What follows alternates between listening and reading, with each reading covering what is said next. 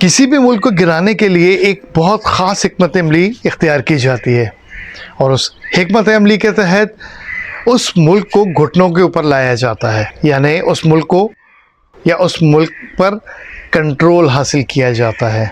आज हम जानेंगे तारीख़ की उस हकीकत को जिसको अक्सर पढ़े लिखे अफराद, चाहे वो पाकिस्तान में हों या पाकिस्तान से बाहर, इस तारीख़ के एंगल को नहीं समझ सके हैं और मुसलसल अपने अपने मुल्कों के हालात को देखते हुए और उसकी मईशत को कोसते हुए उस सिस्टम के गिर्द गोल गोल घूमते हुए इस दुनिया से रुखसत हो गए। कुरान पाक में अल्लाह रब्बुल इज़्ज़त ने हमें बार बार तलकीन की है कि हिस्ट्री को समझो, क्योंकि हिस्ट्री माजी की वो बाज़गश्त होती है जिसके अंदर आसूदगी भी नज़र आती है और लोगों की चीखें भी सुनाई देती हैं, दुख भी है और खुशियाँ भी हैं। आज हम तारीख़ के उस हिस्से के ऊपर नज़र डालेंगे जो अमूमन लोगों के सामने से हिडन है। अस्सलाम वालेकुम व रहमतुल्लाहि व बरकातहू। मेरा नाम सलमान दुरानी है।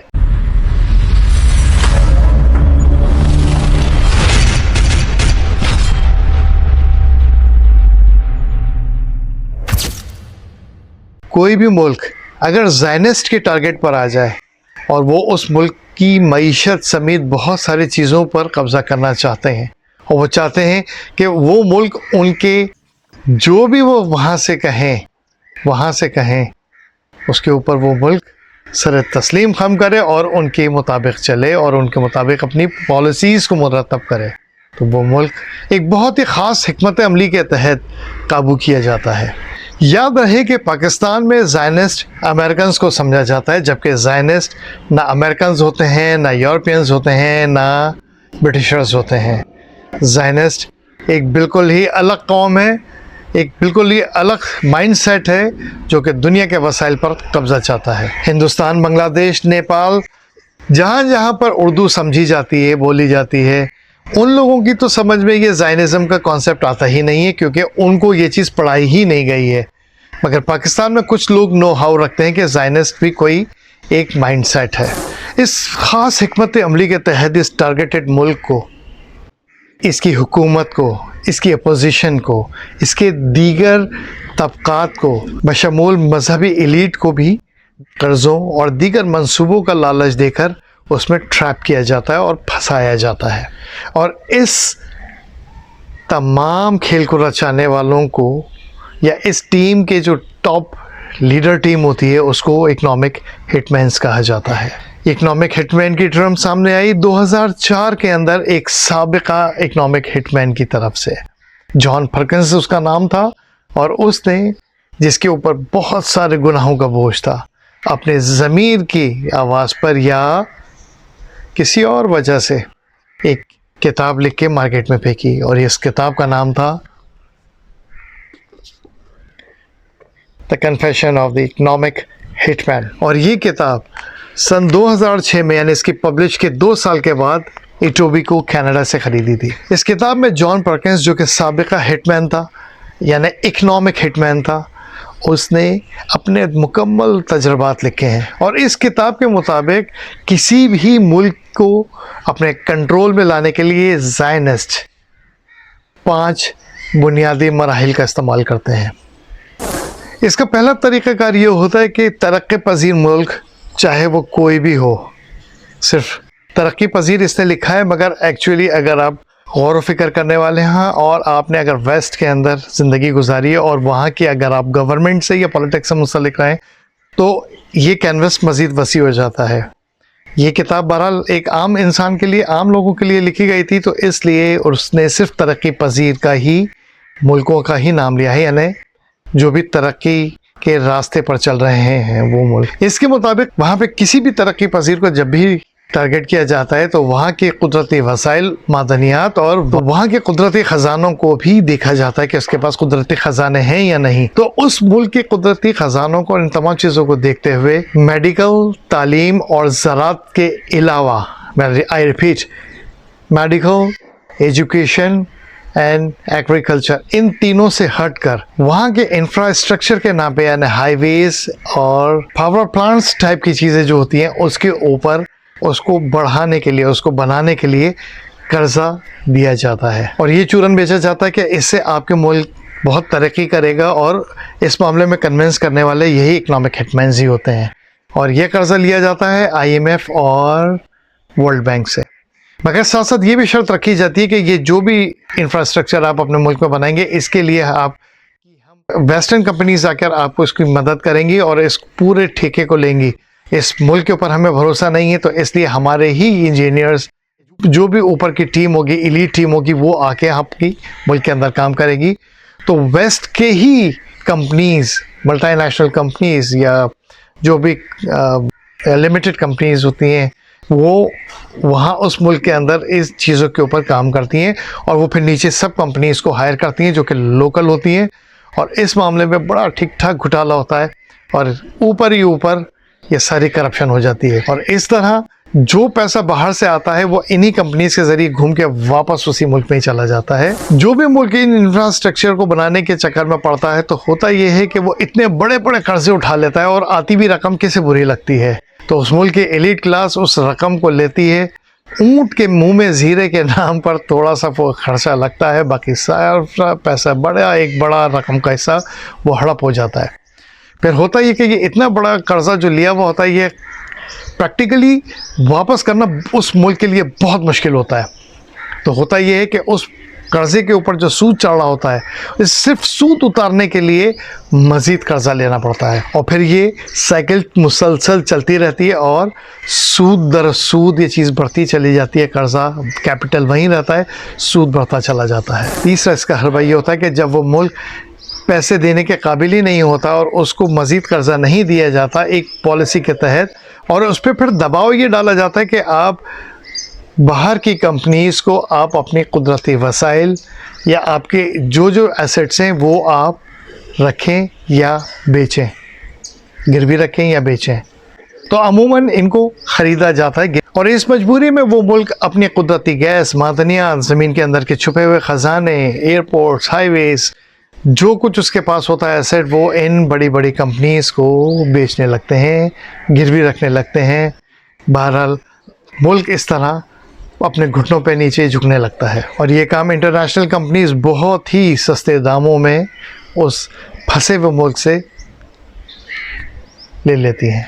इसके अलावा साथ ही वो ममालिक जो कि उस मुल्क से चीज़ें चाह रहे होते हैं और वो ज़ायनिस्ट जो उन मुल्कों के अंदर बैठे हुए होते हैं, वो उस कर्जदार मुल्क के ऊपर प्रेशर मेंटेन करना शुरू करते हैं कि आप अपने मुल्क की पॉलिसीज़ को बदलें। और उन पॉलिसीज़ में होता है बजट, इनकम टैक्स और सब्सिडी। इनको वो लोग अपने तरीक़े से हैंडल करते हैं और अपना एक डिक्टेट किया हुआ फार्मूला इनके आगे रख देते हैं कि ये पॉलिसीज़ आप अपने मुल्क पर नाफिज कीजिए। और इससे होता ये है कि वो मुल्क जहाँ पे ये ज़ायनिस्ट बैठे हुए होते हैं, वो मुल्क इस मुल्क की चीज़ों से फ़ायदा उठाता है और वो मुल्क तरक्की करता है। और इस तरक्की में शामिल होते हैं इस कर्जदार मुल्क की एलीट क्लास, जबकि ये तमाम बोझ आवाम के ऊपर आ जाता है। हिटमैन्स इतना चौतरफा ये इस्तेमाल करते हैं कि उस मुल्क में अगर कोई भी लीडर इस मामले के ऊपर अगर रेजिस्ट करे और नहीं चाहे, तो उसको धमकी, ब्लैकमेलिंग और उनकी की हुई करप्शन से उनको ब्लैकमेल किया जाता है, या उनके ऊपर उनकी करप्शन दिखाकर या उनकी कोई हरकतें होती हैं उनको सामने रखकर उन पर दबाव डाला जाता है। अगर वो फिर भी नहीं मानता तो फिर उसके साथ कोई हादसा होता है या फिर उसको कत्ल कर दिया जाता है। और फिर हिटमैन्स का पांचवा और आखिरी एक और हरबा होता है, वो ये होता है कि अगर फिर भी इन तमाम मामलात के बावजूद भी वहाँ का लीडर अड़ा रहे या कोई भी लीडर इस मामले में रखना अंदाजी कर रहा हो, तो उसको फ़ौजी ताकत के ज़रिए, वो फ़ौजी ताकत बाहर से हो या उस मुल्क के अंदर से हो। और इसकी मिसालें हैं इराक़, पनामा, इजिप्ट। आपने वीडियो यहाँ तक देख ली, इसका मतलब है कि आपको ये वीडियो पसंद आ रही है। आपका बहुत बहुत शुक्रिया। अल्लाह आपको आपके इल्म में इजाफ़ा फरमाए और मुझे भी हिदायत दे और आपको भी हिदायत अता फरमाए। अब मेरा हक़, लाइक, सब्सक्राइब, मैं आपको आपका हक़ दे रहा हूँ और मैं जो कुछ जानता हूँ वो मैं आपसे डिस्कस कर रहा हूँ बहुत आसान अल्फाज में। आपसे गुजारिश ये है कि जो अकल और समझ रखने वाले लोग हैं उन तक ये वीडियो ज़रूर पहुँचाया करें। ये किताब economic hitman, the confession of the economic hitman, इसको मैंने 2006 में पढ़ लिया था और इसके हवाले से मैंने बहुत कुछ अपने जहन में रखा था कि ये क्या मामला किस तरह चल रहे हैं, क्या हो रहा है, क्या नहीं हो रहा। ये बात यहाँ पर तय है कि इकनॉमिक हिटमैन्स, ये जो लोग हैं, ये सिर्फ तरक्की पजीर ममालिक में नहीं है बल्कि अमेरिका, कनाडा, यूरोप समेत बहुत सारे मुल्कों के अंदर, तकरीबन तमाम ही मुल्कों के अंदर काम कर रहे हैं। हिंदुस्तान में क्योंकि इस चीज़ की अवेयरनेस ही नहीं है तो हिंदुस्तान भी एक इकनॉमिक हिटमैन्स के जंगल में फंसा हुआ है। चाहे आप उल्टे लटक जाएं, सीधे लटक जाएं, मगर ऐसा ही है। पूरी दुनिया इस वक्त इकनॉमिक हिटमैन्स के चंगुल में फंसी हुई है। पाकिस्तान के अंदर इस चीज़ की अवेयरनेस 2011 में एक बहुत ही मशहूर MBBS डॉक्टर जो कि जर्नलिस्ट की कुर्सी पर बैठे हुए काफ़ी अरसे तक पाकिस्तान के अंदर मायूसियाँ ही फैलाते रहे हैं और उनके मुताबिक बहुत कुछ ऐसा होता रहा है पाकिस्तान के अंदर जिसका उन्होंने चूरन बेच के अपना नाम, अपनी जायदाद और पैसा बनाया।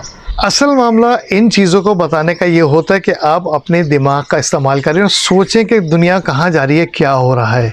बताने का मकसद मायूसी फैलाना नहीं बल्कि अवेयरनेस होती है ताकि इंसान अपनी इस्लाह कर सके। ये हिस्ट्री के वो स्याह बाब हैं जिनको पढ़ना बहुत ज़रूरी होता है और इनको समझना और गौर व फिक्र करना ज़्यादा इम्पॉर्टेंट होता है। मायूसी फैलाना गलत है और मायूस होना भी कुफ्र के दर्जे में आ जाता है। ये किताब the confession of the economic hitman 2016 में इसी किताब का एक अपडेटेड वर्जन आया, the new confession of the economic hitman. मैं इस किताब के 4 चैप्टर्स की हेडिंग्स दिखाना चाहता हूँ, इससे आपको अंदाज़ा हो जाएगा ये किताब कितनी इंपॉर्टेंट है। नंबर 1, 2,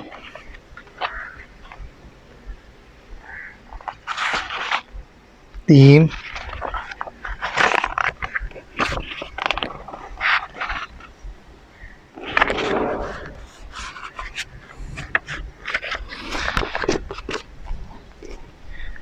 'इसने वो राज खोले हैं जिसको आप अंदाज़ा भी नहीं कर सकते। इस किताब को ज़रूर पढ़िए जब भी मौका लगे। इसका जो अपडेटेड वर्जन आया है the new confession of the economic hitman 2016 में, वो भी ज़रूर पढ़िए। ये वो किताब है जिसको 2011 में उन एंकर कम डॉक्टर साफ़ी हैं, उन्होंने इसको पढ़ा और बहुत ही ताज्जुब का इज़हार किया था और उसके बाद उन्होंने फ़ौरन इस चीज़ को पाकिस्तान में बताना शुरू किया। उस वक्त लोग इस चीज़ को समझ नहीं सके थे कि ये क्या है।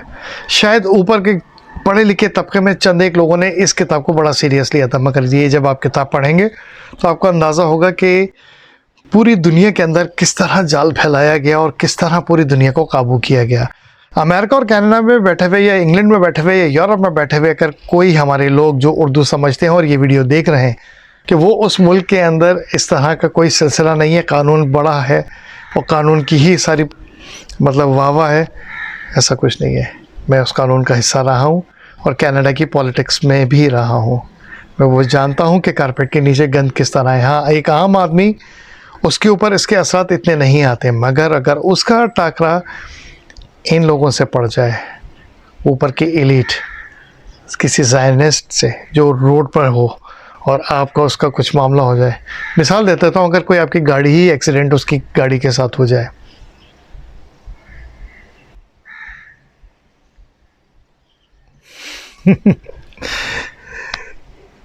ये चीज़ें प्रैक्टिकली हैं। इत्तेफाक ऐसा है कि ऐसा वास्ता बहुत ही कम लोगों का होता है कि उनका इस तरह इन लोगों के साथ टैप कर नहीं होता, या इस किस्म के जो अहम मोहरे होते हैं जो दुनिया में उनके लिए काम कर रहे हैं, उनके साथ अगर उनकी गाड़ी का एक्सीडेंट हो जाए। मैं सिर्फ एक मिसाल दे रहा हूँ। तो फिर तेल लेने जाता है कानून और डिपार्टमेंट। खैर, तो इस इकनॉमिक हिटमैन की बात हो रही थी। जॉन परकिंस की इस नई किताब, यानी इसका जो नया एडिशन 2016 में आया था, इसके अंदर हार्प टेक्नोलॉजी का भी जिक्र है जो कि क्लाइमेट चेंज के अंदर है कि क्लाइमेट चेंज को किस तरह एक वेपन टूल के तौर पर इस्तेमाल किया जाता है। अगर हार्प के मामले में आप नहीं जानते हैं तो ये मेरी वीडियो है और इसका थंबनेल है, आप इसको ज़रूर देखिए। एंड ऑफ द स्क्रीन आपको ये वीडियो मिल जाएगी। ये वीडियो हार्प आपको बेसिक्स तमाम चीज़ें समझा देगी कि हार्प के क्या मामलात हैं, किस तरह है, किस तरह ऑपरेट होता है और किस तरह ये ज़मीन के ऊपर तबाही फैलाता है, क्योंकि ये एक टूल है छोटा सा। इस वीडियो को आप ज़रूर देखिएगा क्योंकि उससे आपकी मालूमात में बहुत इजाफा होगा। जॉन पर्किंस की सेकेंड एडिशन 2016 का जो किताब है द न्यू कन्फेशन, इसके अंदर इसने ये बताया है कि इकोनॉमिक हिटमैन्स का तरीक़ा कार तो बदल गया है मगर ख़त्म नहीं हुआ, और यही हिटमैन्स एक नए तरीक़ेकार के साथ एक नए रूप में इस दुनिया को काबू करने में लगे हुए हैं, और उसके अंदर अब टेक्नोलॉजीज़ भी शामिल हो चुकी हैं। कॉरपोरेशंस भी इस मामले में बहुत ज़्यादा एक अपना अमल दखल रखती हैं, और कॉरपोरेशंस ही असल में इन ज़ायनिस्टों का एक टूल होती है जो कि उस मुल्क के अंदर मुख्तलिफ़ अंदाज में फंसाती है, प्रॉब्लम क्रिएट करती है फाइनेंशली तौर पर भी। मैं भी पे जोर दे रहा हूँ, भी। मेरी अगली वीडियो में इन कॉरपोरेशंस के बारे में मैं डिस्कस करूँगा कि इकोनॉमिक हिटमैन्स किस तरह इन कॉरपोरेशंस को इस्तेमाल करते हैं, और ये क्लाइमेट चेंज का मामला किस तरह इस सारे सिनेरियो के अंदर फिट बैठता है, और साथ साथ पॉलिटिशियंस इस मामले में कहाँ खड़े हैं। तीनों चीज़ें नेक्स्ट वीडियो में। रिमाइंडर एक है कि पाकिस्तान के हालात बहुत ज़्यादा ख़राब हैं, सफ़ेद पोश तबका बहुत बुरी तरह पिस रहा है। प्लीज़ अपने अपने रिश्तेदारों को जो कि पाकिस्तान में हैं, अगर आप मुल्क से बाहर बैठे हुए हैं तो कुछ ना कुछ उनका हिसाब किताब लेके चलिए।